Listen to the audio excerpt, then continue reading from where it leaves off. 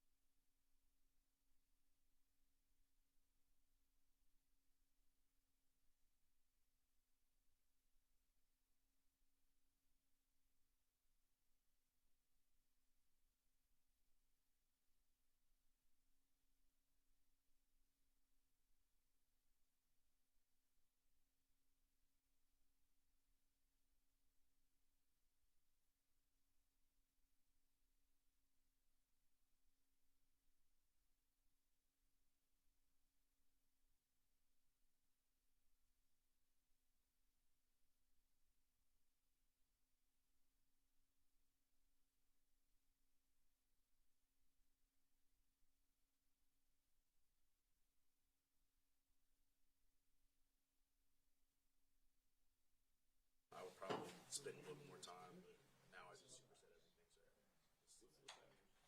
So basically, it's like no breaks. Oh, we're like very.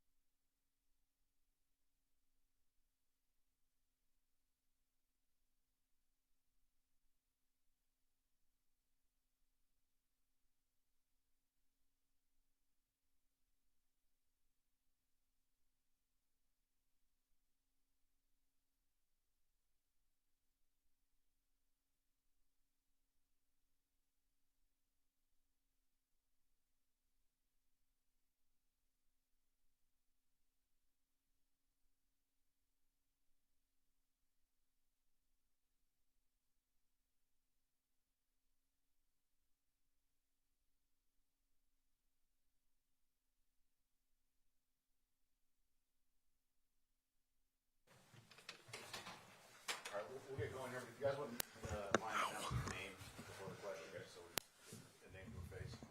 We'll start with Vinny over here. Vinny Bonchiner with the Review-Journal. Curious, this is the first time that you guys are working a draft together, and you'll get to the draft room eventually.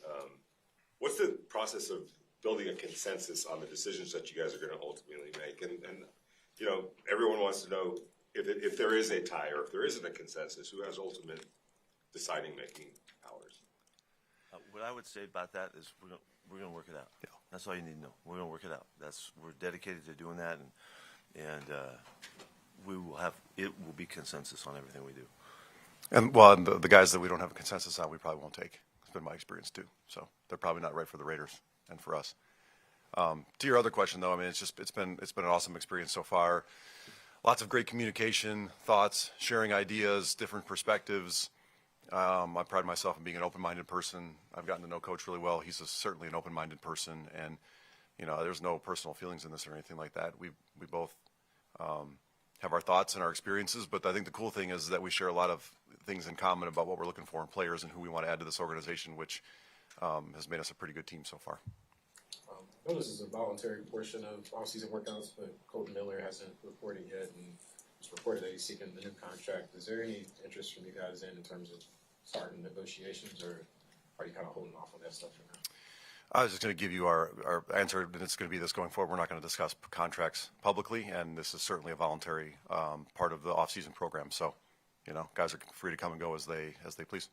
For both of you, Hondo Carpenter with SI, I'm curious, each draft has a different flavor. Sometimes they're line deep, sometime running back deep. But for you guys, and just in generalities, what stands out to you about this 2025 draft? There's a lot of really good players. Yeah, I mean, I don't really want to get into the depth of each of our position groups on the board. People are going to start breaking that down and think that we have a tell.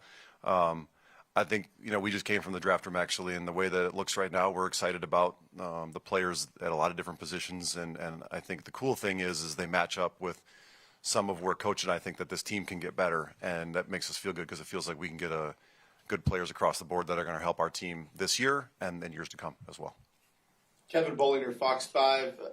Can you talk about your philosophy in terms of drafting with the best player available versus need? And if it comes down throughout the weekend that two guys are graded out pretty similarly and one's in need and one's in a position and maybe isn't a need, is that going to weigh things one way or the other? I want to hear your answer. Okay, he's tapping me in on this one.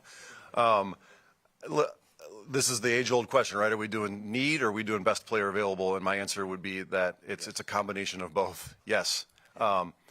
We're going to make the best decision for the Raiders, and certainly we have to take into mind places that we feel like we're not as deep at certain positions, and also we have opportunities to add really good players too, whether we think we need that player or not. My experience kind of is two things. If you start forcing players because you need them, you end up regretting that, and you also can't have enough good players at certain positions too. So sometimes what isn't feel like a need right now becomes a need after one or two injuries during the season, and then you're thankful you took this really good player. So at the end of the day, we're going to kind of combine all of that along with character and injury data, and we're going to have a cool stack set up, and we're going to pick the best player available for the Raiders whenever we're up to pick. Case Kiefer, Las Vegas Sun. John, I think one of the other times you talked to us, you talked about the importance of understanding the value of positions, part of your philosophy going into a draft. How fluid is that year to year based on what's going on in the NFL, or how much is that set in place based on your past? Well, I have my biases, I think, in positions that I like. I know he does too, and they have to end up matching up pretty well. Listen, I think we all have an idea of how we feel like the best to build a football team and where you start and what you do and where you go from there. But you have to take into account who you have on your team and are they going to be here, 2 or 3 years down the line. There's no easy answer to that question. I don't think there are more, there's players at skill positions that touch the ball every play, and you have to value that in. But if you can't protect the quarterback or affect the quarterback, then they don't really get a chance to make plays on it either. So, there's a million different ways to do it, which is why I think it's so interesting and so many people enjoy it. And there's a lot of ways to do it.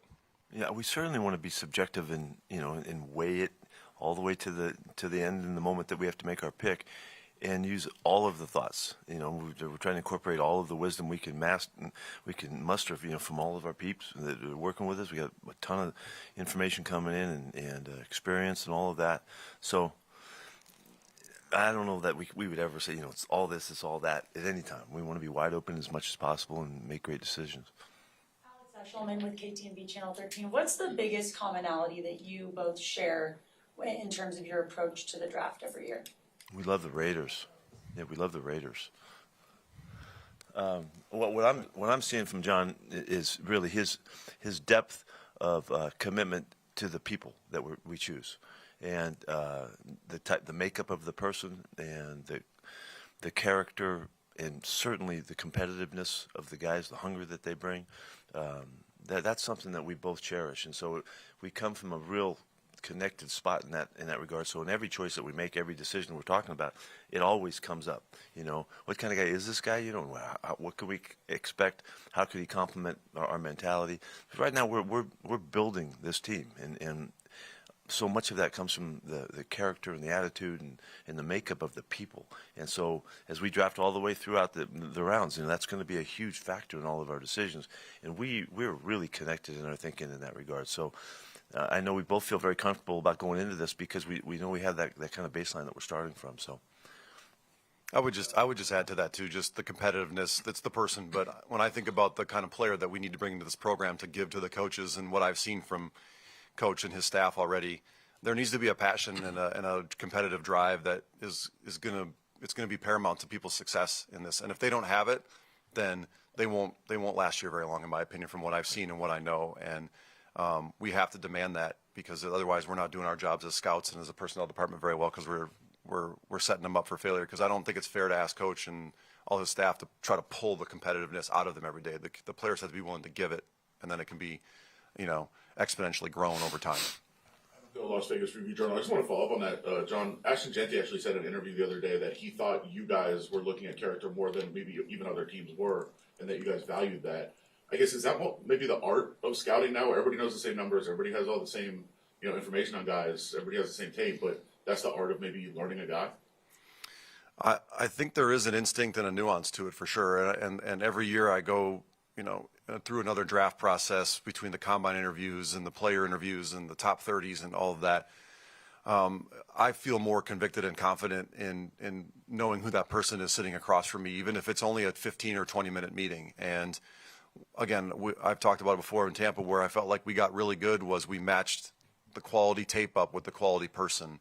And whether or not other people think that we drafted guys a little bit too high, I think the proof was in the pudding that those were the guys that we built that program on. And I think it really, it's going to stand up here too, because we're demanding it. And, Coach just talked about it, and we will be, our fate will be the kind of person that we bring into this organization, from coaches to scouts to players. And I think we're silly if we don't demand that there's a high level of commitment to football and being a good person to go along with that too. Love of the game. Love of the game. I don't think it's too hard to ask those two things. You just got to know where to look and how to find it.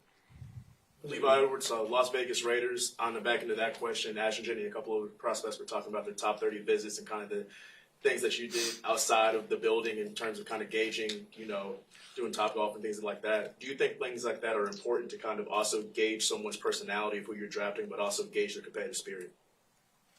Well, I would say that the more situations that we can put guys in, and the more opportunity we have to see them in different lights and all, is high value. And so, we try to be real creative with that thought while they were here, and in the questions that we ask and what we're digging, at them to reveal, and so that we can just get enough info to have the kind of gauge that we feel really good about. And sometimes you feel better about some guys than others, and some of it has to do with the openness of the player. We try to give them an atmosphere where they feel comfortable, and so that they'll feel free and allow a little bit of vulnerability to be shown, and all that. So, but it's hugely important that we get at the answers. But we don't always get them, but we're digging for them. In the modern NFL, though, it's become kind of looked down upon to take running backs high in the draft, but I think you've seen Ashton Genty get talked about in that top 10 by pretty much everybody who's put together mock drafts. What do you think about him in particular makes him so special to where he might be warranted one of those picks? I'm going to be careful about talking about any specific player, but more broadly to the running back question, I mean, we just saw Saquon Barkley just change the Eagles in one year. Now they had a great team around him, and it was adding an elite player. And I think when you sit where we sit, I mean, the idea is to add elite players at any position. And I don't try to devalue any certain position. I mean, there's times in games where there's nobody you'd rather have than the best kicker in the league too, right? I mean, in that moment. So there's certain ways to build a team, and I don't know where we got to a place where we don't feel like running backs are valued. I come from the University of Michigan to my core, and those guys were certainly really valued there. So it's hard for me to get away from that. Two buyers. New horizon, real quick, with NIL. We're a few years into it now. Have you guys noticed any kind of a change in demeanor in the players? And people talked about, well, there's going to be a sense of entitlement because they've already been paid. Have you guys picked up on it? Does it make it easier or harder to gauge some of the things that you guys? What I would say is that we are looking for that factor, and trying to uncover the factor if it does exist. It's only natural to think that it would change some. Guys know that they can go from one school to the next, and it depends on how much they're offered and all that kind of stuff. That wasn't happening. That was not part of the equation. So it's certainly going to have an effect. I think more so as we go further into this, when you think about freshman and sophomore kids in high school getting offered deals, which is happening. That's happening. If you can, you might think we're stretching it. That's the real deal. Chip Kelly was out on the road, recruiting guys for Ohio State, and he was talking to kids that were freshmen and sophomores. And so that accumulative effect of being involved in that kind of decision-making in that kind of world has to have an effect in some way. And guys staying in school because they know that they can get paid, in that senior year pretty well, and they don't take a chance of going to the draft. That's just wasn't the way the mentality was built. So we have to be very open and investigative to figure this out and see what the factor is. I don't really like it, because for these guys, for these young kids coming up, that they have to deal with all this stuff, but it's real, and so they do, and so we'll find out the effect of it, in time. But we certainly are. I know I'm totally tuned into it, and I'm trying to listen for it, and see it. Carter Owen with the Raiders. I'm curious if you guys do elect to take a player at 6. There's a lot of different directions you can go. Some of that is also going to be dictated on what happens ahead of you. How do you approach those conversations in draft meetings about trying to plan for all the different combinations of picks and moves that can happen ahead, and then eventually taking that player? Well, when you're picking 6, you only got to figure out 5 different combinations or players that could possibly go. And, our pro department up there right now with Ben and Jordan and Jordy's doing a great job of tracking visits and private workouts and who was at pro days to try to, figure out, kind of where these teams might go to help you prepare. But at the same time, that's a lot of wasted energy to me, because we have, at the end of the day, we have no idea what these teams are going to do. We have a sense, but we're guessing. And I think our focus, Coach and I's focus, is more on the Raiders and are we comfortable with a stack of players that are there at 6? Would we trade out? Would we trade up? Would we just stay and pick? What does that look like? If there's 1 or 2 guys there that we love, we'll probably just stay and pick. If there's a guy that falls that we don't expect to fall, maybe we go get him. Or maybe we've got a group of players we feel comfortable with a little bit further back, and so we'd love to gather more trade assets and have more darts to throw at the dartboard here, so to speak. And that covered all the options right there. Yeah, I know. Very well done. Very well. Thank you. I'm learning from this guy. So, again, we're focused really on us at this point. The teams in front of us are going to do what they can do. We've got no control over that, and we better be ready to pick when we're up at 6. Hugh Myers, Raider Nation Radio 920. With the addition of Geno and the extension of Follow, how do you approach the quarterback position as it pertains to the draft? Remain open-minded, and anybody that can help us at that position in particular is going to be up for consideration. You guys have all done your investigative journalism well enough to know that we've brought some quarterbacks in, and that wasn't by accident by any means. And we remain open to the most important position in sports to get right. And we're super excited to have Geno here, and we continue to expect him to be here for a while, but you can't have too many of those guys. Zeke Trezevan, SI, John, just kind of to that point, can you talk a little bit about how your moves in free agency added flexibility to what you can do in the draft? I think you approach free agency from a team building aspect, and we tried to hit certain spots where we felt like maybe we were a little bit light with good value contracts. We had great conversations. I know Coach and the defensive staff, because it was a pretty big focal point in free agency, was the defense. And I hope and I think it alleviated needs to chase certain things so we can feel more convicted to just add the best player for the Raiders and not just fill holes. That doesn't mean that we still don't have some that we need to get better at. We certainly do. And that won't change year to year. We'll always feel like that. But the team building exercises, and we tried to approach free agency a little bit with all right, if we can get these guys here, maybe the draft is a little bit stronger at these positions, and we can build the team that way too. So, we've been excited about what the guys who have been here have done so far too. So that helps. For all of us who can't be in the war room with you, what is your guys' go-to drink, snack, meal during draft day? I'm going wild for Mountain Dew. Make sure that I'm caffeined up. No, I'm not doing that. Whatever's handy. Whatever Ricky and Angie serve. Yeah, that's it. And I try to stick to water. Don't drink your calories. Sticking to the war room. No Mountain Dew for me. My bad. I should have brought it up. Sticking with the war room theme, will you have all your assistant coaches in there, all your scouts? Will Tom Brady be in there? How do you going to set up your war room, John? That's a good question. Obviously, I like having the scouts in there. They've put in so much work throughout the year. I've been places where the group isn't in there, and it can be tough on morale. So it's a smaller room than I think we wish it was when you start putting that amount of people in there too. But it's a working environment too, and so we have to be cognizant of the fact that there's got to be lots of communication. We can't just, it's not a party. It's probably not as exciting as everybody in here thinks it might be. Obviously, when we start approaching being on the clock, or when we're on the clock, there's kind of a hush and an excitement that falls over the group. But in terms of what ownership is going to be here, I'm not sure on that yet. Certainly, if they want a seat at the table, they all get a seat at the table. They own the team. There'll be chairs available. We'll be dynamic and fluid in that aspect too. But Coach and I will be sitting next to each other and coordinating all the way through. Paul Gutierrez here from Raiders.com. That sounded strange. That was cool.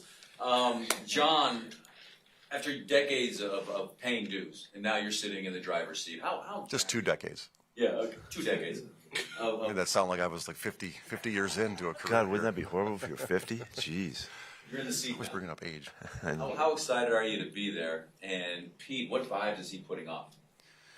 I mean, I'd be lying if I didn't say that this wasn't a dream come true. It certainly is. But the gravity of getting the picks right and having a great process and making sure that we communicate is really more important to me than anything else. And I pride myself on being a team player. I don't think that this is about me at all. This is about the Raiders and the group of us people upstairs that want to put the best football team together for Raider Nation and for Mark Davis and all of the ownership group. And that's really my focal point. And added bonus to have Coach here with me, who's excelled at this for a long time. I mean, I marveled at their drafts in Seattle for years to come, and in all the past years, all those decades when I was paying my dues, I was marveling at what Coach was doing. So anyway, there's a wealth of knowledge, and I'm just excited for the opportunity for the group of us upstairs. There's so many people that have put so much work in, and I'd be remiss if I didn't acknowledge all of them. But that's really my focal point. Yeah, there's no signs that this is John's first go-around. It doesn't feel like that at all. He's gained so much from the people he's worked with. I'm sure they've given him a latitude, and they've utilized his powers and his strengths, because you can just tell he's very comfortable with the process. That doesn't mean that we don't, as we're growing together, there'll be things that we tweak along the way. But I couldn't be more confident in where he's coming from, and I think it's because philosophically we're so connected. We're very fortunate that they put us together to do this, and so that's knowing where you come from and who you are is really, really valuable. And particularly when you're faced with difficult answers and challenges and questions and things like that, we're rolling. This is not any time have I felt like, oh gosh, we're so young, we're so naive, we're so whatever. We ain't like that. So we're ready to go. John, you have mentioned sticking or picking or trading. Do you sense any appetite behind you for teams that might want to jump up and get somebody that they're looking? Well, without giving anything. Yeah, we can go back to Hugh's question. Who you picking? Who you picking? Yeah. Well, if we stay, we'll pick this guy. Otherwise, we'd love to trade out. I mean, we'll consider all options. I mean, I'd love. We've got 9 picks, which is great. I'd be maybe more motivated to move out if we had 4, but we have 9. But if somebody wants to come offer us something great, we're going to consider everything too, and we certainly would be open to that. If you're asking, my phone hasn't rung yet, but it's only Friday, so. So, sorry, along those lines, do you kind of get the sense? Did you start? I'm sorry. But I didn't hear. No, it's okay. You jumped over him. All right, you win. Along those same lines, do you get the sense there is going to be a lot of movement just in general, not from you guys? Is there a lot of teams that you feel might move? And then the other part is logistically, is it the general managers communicating? Is it staff communicating? How does that kind of work? And how different is it draft night if teams are calling you, and then you're actually on the phone and during that process? I have the sense that maybe mid. I think the top of 2 feels more like there could be some action up there. But listen, it only takes one team to get a run in a certain position started, and then everybody else goes, oh, well, we want one of those guys, we better go. And so the draft remains wildly unpredictable, which is why everybody loves it. And the staffs that are dynamic and navigate the changing landscape the best usually do the best. And, it's our first go-around together, but I feel confident in the process we have up top with the people that are helping and going to assist.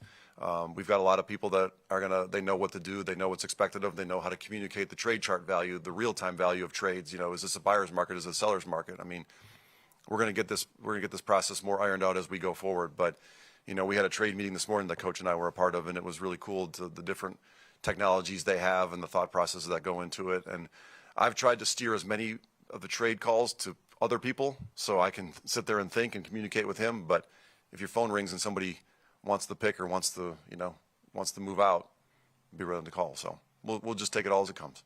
Basket by Hondo Havlicek.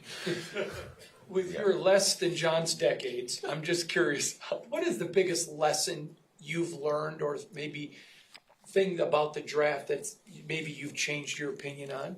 Over trying is really a problem. You know, you try too hard to make something happen that maybe isn't all justified. You know, and that comes from wanting to fill holes and fill voids, and you overreach. And we don't want to do that. We want to be very composed about the decision making and not get all enamored with one person that's going to make the difference in the draft and all of that. We'd rather go about it in a very deliberate way and make our choices very clear and not get whacked out about any choice in any direction. Hey, John, go ahead. The draft is a culmination of years and years of the information gathering process. For these next couple of days, what do you want to prioritize with your staff, and what are you guys going to be focused on as you put the finishing touches on that process? I think that we feel pretty good about the players and where they're at on the board right now, and Coach and I will continue to tinker as we kind of whittle down here to the players that we would consider at certain spots. But I think the thing that we want to plan for is some of the strategy. You know, who would we just stay and pick? Who would be willing to move out for, but on a premium? Who would be willing to move out for, just let's get out. We feel like the value is further down the board.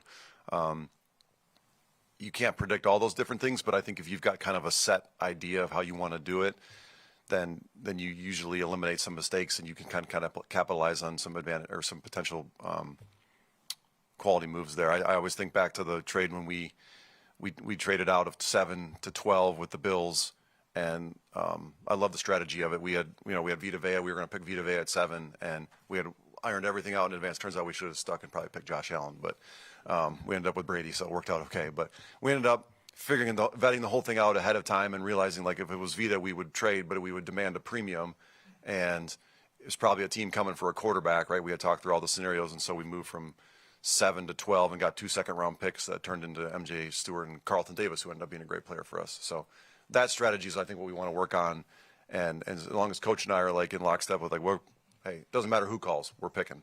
Doesn't matter what they offer, or let's ride back 10 picks and see who's there. But because we're getting good value, we got to try to figure out those as best we can. We're going to wrap it up with you. I know it takes a couple of seasons to actually know the grade on a draft class, but is there a sense that you can get when the draft is over? Feels like we did a really good job. We did and accomplished what we wanted to get accomplished. Yeah, I think certainly that's the case. You can feel like we have thoughts right now that things we'd like to get done, and if those things go bang, bang, bang, bang, and we're feeling really good about it, we're gonna be happy with the process. But then the proof is in the over time, and so we recognize that. But we'll be celebrating, when this happens, and be excited about it. Because of the process is such a challenge, and it's so much fun for us too, and all of the people involved. We'll enjoy the heck out of it, and then we'll see what happens, and we'll try to make it come to life and be really strong. There's usually 32 teams that feel really good about their draft after it, but when we get the right kind of people in here, I think you can feel pretty confident you did a good job, and so we're shooting for that this year. Yeah. Appreciate it. Excellent. Thanks, guys. Thank you.